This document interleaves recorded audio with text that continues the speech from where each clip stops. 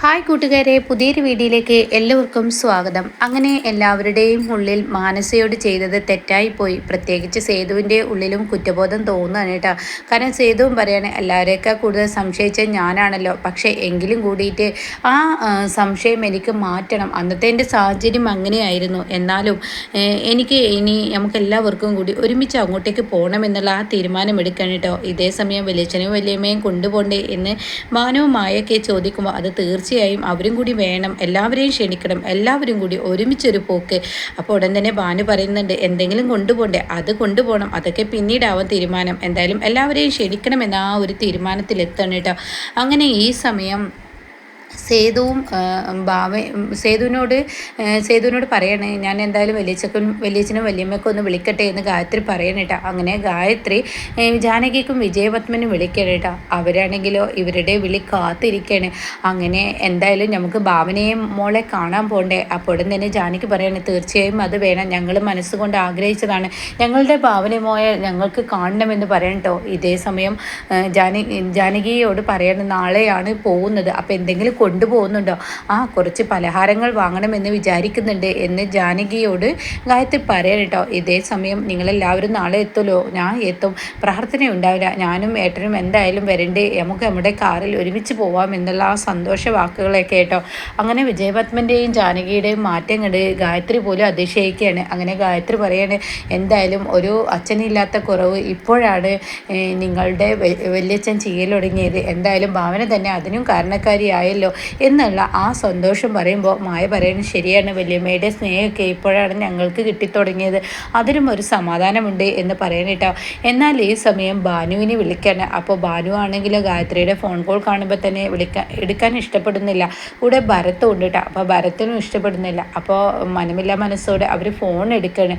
ഉടൻ തന്നെ, എന്താ മക്കളെ, നിങ്ങൾക്ക് എൻ്റെ ഫോൺ എടുക്കാൻ മടിയുണ്ടോ, നിൻ്റെ ഏട്ടൻ ഇല്ലേടി അവിടെ ഭരത്ത്, ഉണ്ട് എന്ന് അവനും കൂടി കേക്ക് ലൗഡിലൊന്ന് ഇട്ടോളൂ എന്ന് പറയാനിട്ടോ. ഇതേ സമയം എന്താ എന്ന് വലിയ മൈൻഡില്ലാതെ ഇങ്ങനെ ഭരത്ത് സംസാരിക്കുമ്പോൾ, അതെ ഞാൻ വിളിച്ചത്, നാളെ നമ്മുടെ ഭാവന മോളെ എല്ലാവരും കൂടി പോകുന്നുണ്ട്, വലിയച്ഛനും വലിയമ്മയും ഈ വീട്ടിലെ എല്ലാവരും കൂടി പോകുന്നുണ്ട്, അപ്പോൾ നിങ്ങളും കൂടി നാളെ വരുന്നോ, നിങ്ങൾ വരില്ലേ എന്ന് പറയുമ്പോൾ അവിടെ ഭാമക്കും ഭരത്തിനും കഴിവുകൾ പറയാനിട്ടോ. അവർ പറയണേ, ഞങ്ങൾക്ക് സമയമില്ല. അപ്പോൾ ഭാമ പറയണേ, എൻ്റെ കുഞ്ഞിന് സുഖമില്ല. ഉടൻ തന്നെ അരുന്ധതിയെ പറഞ്ഞു വിടുമ്പോൾ, ഇല്ല അരുന്ധതിക്ക് ഇവിടെ പണിയുണ്ട്, ഞങ്ങൾ വേറെ വഴിക്ക് പോകാൻ നിൽക്കുകയാണ് എന്നുള്ള ആ വാക്കുകളൊക്കെ പറയുന്നത് കൊണ്ട് തന്നെ ഗായത്രിക്ക് മനസ്സിലാവണം കേട്ടോ. ഇതേ സമയം സേതു പറയണേ, ഞാൻ പറഞ്ഞില്ല അമ്മേ, അവർ വരില്ല, അവരെ വിളിച്ചിട്ടും കാര്യമില്ല, എന്നാലും നമ്മുടെ വീട്ടിലെ ചടങ്ങല്ലേ, നാളെ അവർ കുറ്റപ്പെടുത്താൻ ഒരു അവസരം അവർക്ക് കൊടുക്കരുതല്ലോ, അതുകൊണ്ടാണ് ഞാനിത് പറയുന്നത് എന്നും പറയുന്നു കേട്ടോ.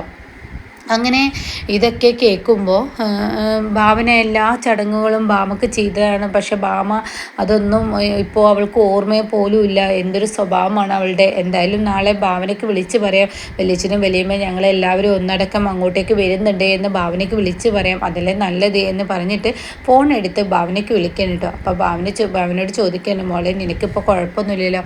ഇല്ലമ്മ, എനിക്ക് കുഴപ്പമൊന്നുമില്ല. ജയ എങ്ങനെയുണ്ട്?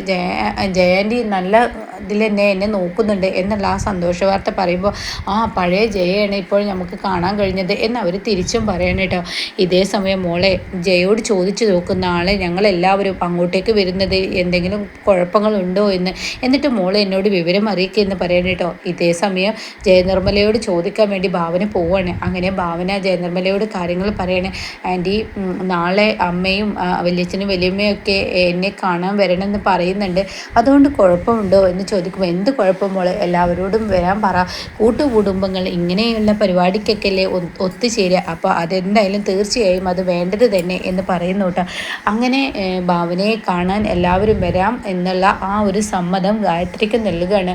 അങ്ങനെ വേണ്ട വിധത്തിലുള്ള പലഹാരങ്ങൾ തന്നെ എല്ലാവരും ഒരുക്കിയിരിക്കുകയാണ്. പക്ഷേ ഇവിടെ ജാനകിയുടെ ഒരു പെരുമാറ്റം എല്ലാവരുടെയും സംശയത്തിനിടയൊക്കെയാണ്. ജാനകി ഒരു സ്പെഷ്യൽ ലഡുവൊക്കെ മേടിച്ചത് ആരോടും തന്നെ പറയില്ല. അങ്ങനെ എല്ലാവരും വലിയ സന്തോഷത്തിൽ ഭാവനയുടെ വീട്ടിൽ ചെല്ലണം കേട്ടോ. ഇതേ സമയം ജയനിർമ്മലയും ദേവനും മാനസയെ നന്നായി തന്നെ സ്വീകരിക്കണം. അപ്പോൾ സേതുവും കൂടെയുണ്ട്. അപ്പോൾ മാനസയെ കാണുമ്പോൾ സേതുവിന് മനസ്സിനൊരു ടെൻഷൻ വരികയാണ്. അങ്ങനെ സേതു പറയണം, മാനസ നീ എന്നോട് ക്ഷമിക്കണം, പല തെറ്റുകളും എന്നിൽ നിന്നും നിൻ്റെ അടുത്തോട്ട് വന്നിട്ടുണ്ട്. എൻ്റെ ഭാവന പോലെ അന്നും ഇന്നും എന്നും നിന്നെക്കുറിച്ച് നല്ലതാണ് പറഞ്ഞിട്ടുള്ളൂ. പക്ഷേ എൻ്റെ മനസ്സിലാണ് അരുതാത്ത ഓരോ ചിന്തകൾ തോന്നി തുടങ്ങിയത്. അത് തോന്നിയതിൽ എന്നോട് ക്ഷമിക്കണം. അന്നും ഇന്നും എന്നും നീ എൻ്റെ ഭാവന മോൾക്ക് തണലായി നിന്നത് അതെൻ്റെ ഭാവന പറഞ്ഞിട്ടുണ്ട്. പക്ഷേ എന്തോ എൻ്റെ മനസ്സിൻ്റെ അപ്പോഴത്തെ വിഭ്രാന്തി കൊണ്ട് ഞാൻ അങ്ങനെയൊക്കെ പറഞ്ഞു പോയി.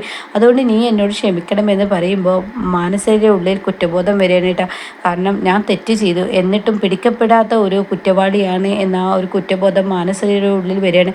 അങ്ങനെ ഓരോ ദിവസവും ഇവർക്ക് മുന്നിൽ സ്നേഹം കൊണ്ട് മാനസയെ മൂടുമ്പോൾ മാനസ അവർക്ക് മുന്നിൽ വല്ലാതെ അങ്ങ് ചെറുതായി പോവണം കേട്ടോ.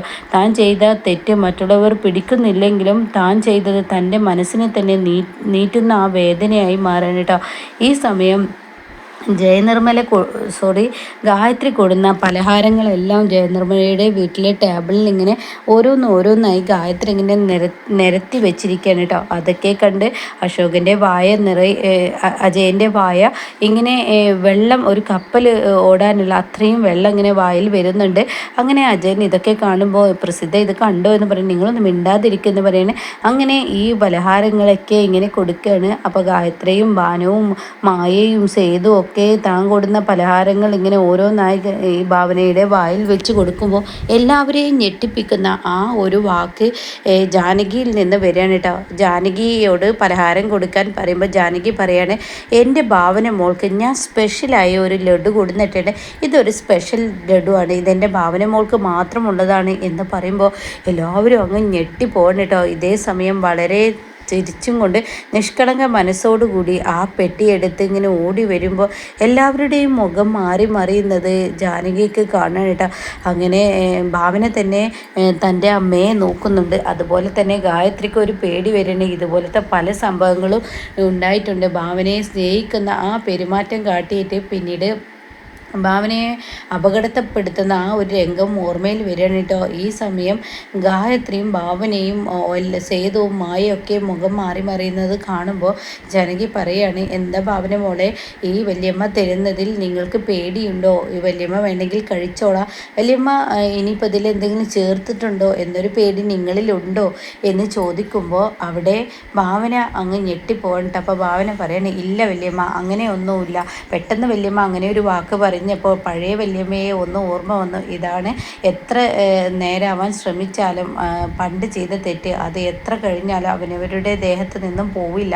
അപ്പോൾ ഭാവന പറയണ, അങ്ങനെയൊന്നുമില്ല വല്യമ്മ, അതൊന്നുമില്ല വല്യമ്മ, ഞങ്ങളുടെ പഴയ വല്യമ്മയിലോട്ട് പോവാതിരുന്നാൽ മതി, ഈ വല്യമ്മയാണ് ഞങ്ങൾക്ക് ആഗ്രഹം എന്നിങ്ങനെ പറയുമ്പോൾ വിജയപത്മനും പറയാണ്, അവരെ കുറ്റം പറയാൻ പറ്റില്ല ജാനകി, അത്രത്തോളം ദ്രോഹങ്ങൾ അവരോട് നമ്മൾ ചെയ്തിട്ടില്ല, അതൊക്കെ നീ മറന്നെങ്കിലും ഞാൻ മറന്നിട്ടില്ല എന്ന് ഓർമ്മപ്പെടുത്തുന്നു കേട്ടോ. അങ്ങനെ എല്ലാവരും സന്തോഷത്തോടു കൂടി ഭാവനയ്ക്ക് ആ മധുരം പങ്കുവെക്കുമ്പോൾ അതിൽ കൂട്ടായി മാനസയും കൂടി കൂടുമ്പോൾ മാനസയുടെ അമ്മയുടെ സ്വഭാവത്തിൽ മാറ്റങ്ങൾ വന്നു തുടങ്ങാണ്. തൻ്റെ ഭർത്താവിനെ അജയനെ വിളിച്ചും കൊണ്ടിരിക്കുകയാണ്. ഇത് കണ്ടോ, അവരുടെ സ്നേഹം ഓരോ ദിവസവും കൂടിക്കൊണ്ടിരിക്കുന്നു. ഭാവനയെ ജയയും മറ്റുള്ളവരൊക്കെ സ്നേഹിക്കുന്നു. എന്നാൽ നമ്മുടെ മകൾ ഇനി ഒറ്റപ്പെടുന്ന ആ ഒരു ദിവസത്തിലോട്ടാണ് പോയിക്കൊണ്ടിരിക്കുന്നത് എന്നുള്ള അതൊക്കെ ഇങ്ങനെ പറഞ്ഞു കൊടുക്കുമ്പോൾ അതൊരു നീറ്റിൽ തന്നെ ആയി മാറാണ് അജയനിൽ. അപ്പോൾ ഇനി പ്രസിദ്ധയായിരിക്കും ഇനി അടുത്ത വില്ലത്തിയായി വരുന്നത്.